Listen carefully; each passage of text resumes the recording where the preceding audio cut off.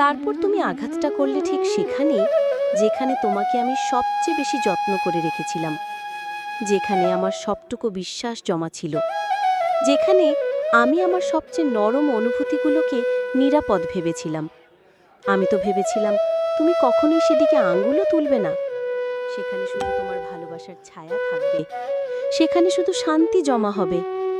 অথচ তুমি সেখানেই আঘাত করলে, এমনভাবে করলে যে আজ আমার ভেতরে ভেঙে পড়েছে সব কিছুর ভিত।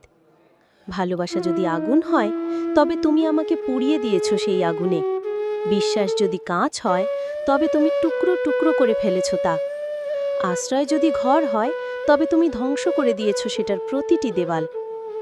আমার ভেতরের প্রতিটি শ্বাস এখন ব্যথায় ভিজে আছে, প্রতিটি হৃৎস্পন্দনে কেবল তোমার দেওয়া আঘাতের প্রতিধ্বনি বাজে। আমি যতটা ভালোবেসে তোমাকে নিজের জীবনের কেন্দ্রে রেখেছিলাম, ততটাই নিষ্ঠুরভাবে তুমি আমাকে সেই কেন্দ্র থেকে ছুঁড়ে ফেললে অন্ধকারের গভীরে। তুমি কি জানো কষ্টটা কোথায় বেশি লাগে? যখন অপরিচিত কেউ আঘাত করে, তখন ব্যথা লাগে শরীরে, কিন্তু যখন সবচেয়ে আপন মানুষটা আঘাত করে, তখন ব্যথা লাগে আত্মায়।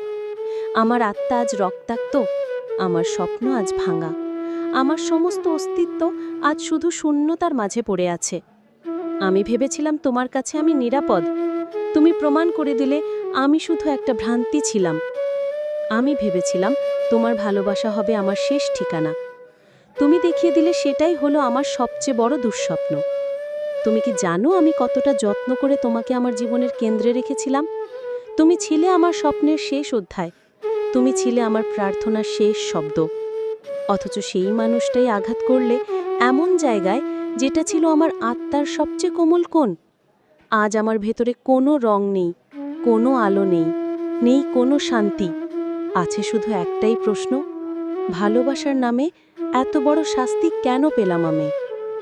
এখন আমার চারপাশে নেই কোনো আলো, নেই কোনো আশা। আছে শুধু অন্ধকার, আছে শুধু নিঃসঙ্গতা, আছে শুধু তোমার দেওয়া আঘাতের অমোচনীয় দাগ।